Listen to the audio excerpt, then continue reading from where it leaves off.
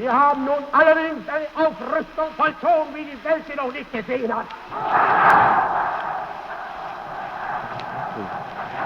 Instead, now we have armed to such an extent as the world has never before seen.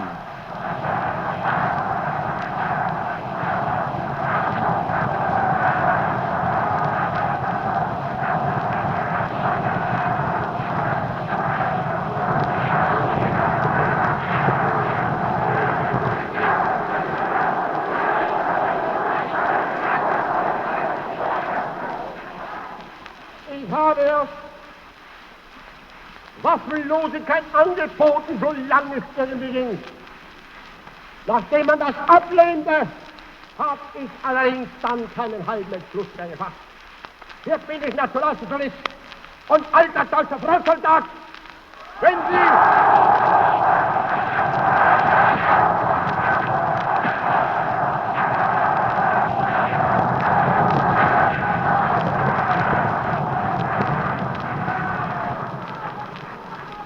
Ich habe nun in diesen 5 Jahren tatsächlich gerüstet. Ich habe die Milliarden dafür verwendet, das muss das deutsche Volk jetzt wissen.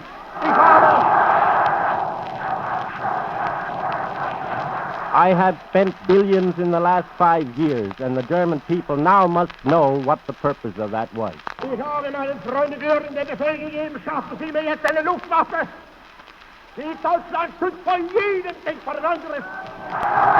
I told my friend Goering, create an air force which will protect Germany against any force and any attack in the world.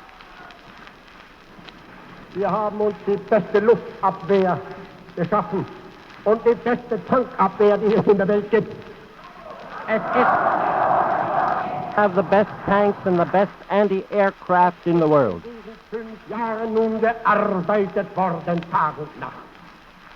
Auf einem einzigen Gebiet ist es mir During gelungen, these 5 years, we worked day and night. herbeizuführen. Ich werde darauf noch zu sprechen kommen. Ich habe in diesen Jahren wirklich eine praktische Friedenspolitik betrieben. Ich bin an alle die scheinbar unmöglichen Probleme herangegangen, mit dem festen Willen, wenn irgend anging, sie friedlich zu lösen, selbst auf die Gefahr mehr oder weniger schwerer deutscher Verzichte hin. Ich bin selbst Frontsoldat und weiß, wie schwer der Krieg ist. Ich wollte dem deutschen Volk das ersparen. Nevertheless, Ich habe daher I've made every effort to carry on the peace policies of my former years. I myself am a front soldier and I know what war is.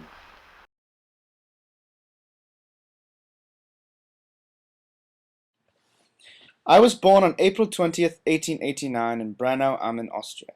I had a rough childhood and my father was very strict. Alois, my father, worked as a customs officer on the border crossing. At 6 years old, I started school and excelled in my academics. My younger brother unexpectedly passed away at the age of 6, and I took it very hard.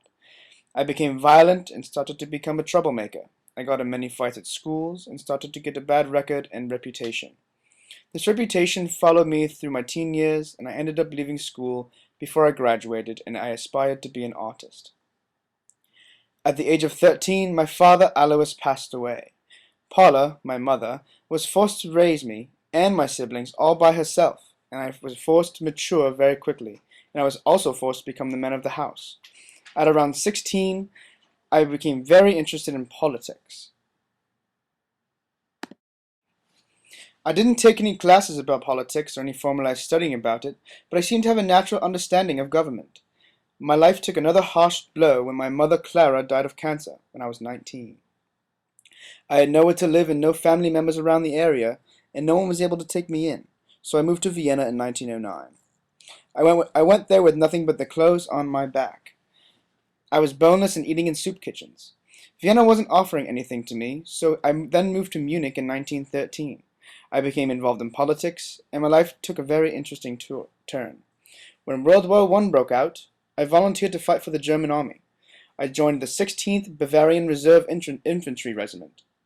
I became a decorated war hero, receiving the Iron Cross in December of 1914, and gained respect from the German army.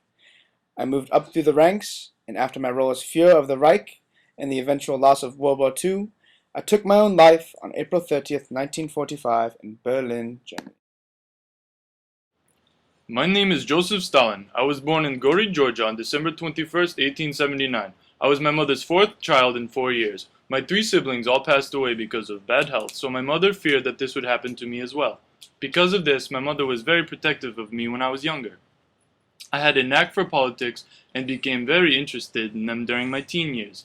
I worked very hard and made my way up through the government positions. I finally became elected as dictator of the Soviet Union in 1929. I had a new vision planned out for the Soviet Union, and everything was going according to plan. And then Adolf Hitler came into the picture. Hitler betrayed me when he went against our Stalin-Hitler pact, which was a non-aggression pact, agreeing to not attack each other. Of course, Hitler went back on his word and ruined my plans for the great Soviet Union. He took advantage of our fear of having a spy in my own government by planting rumors and leading me to believe my own executive military advisors were trying to overthrow me. I ended up executing many of my own men. I always had the feeling that Germany would turn against my wonderful Soviet Union and believed allying with Germany would be the best possible solution. In the end, I died from a major stroke on March 1st, 1953. I am regarded as being one of the most vicious politicians of all time and am criticized for killing so many people. All I can say is that I made all of the necessary sacrifices for the good of the Soviet Union.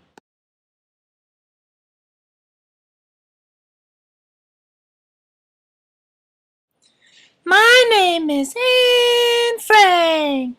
I was born in 1929 in Frankfurt am Main in Germany. In 1933, the anti-Jewish National Socialist Party, led by Hitler, comes to power. My Jewish parents, Edith and Otto Frank, perceive that there is no future in Germany for themselves and their children.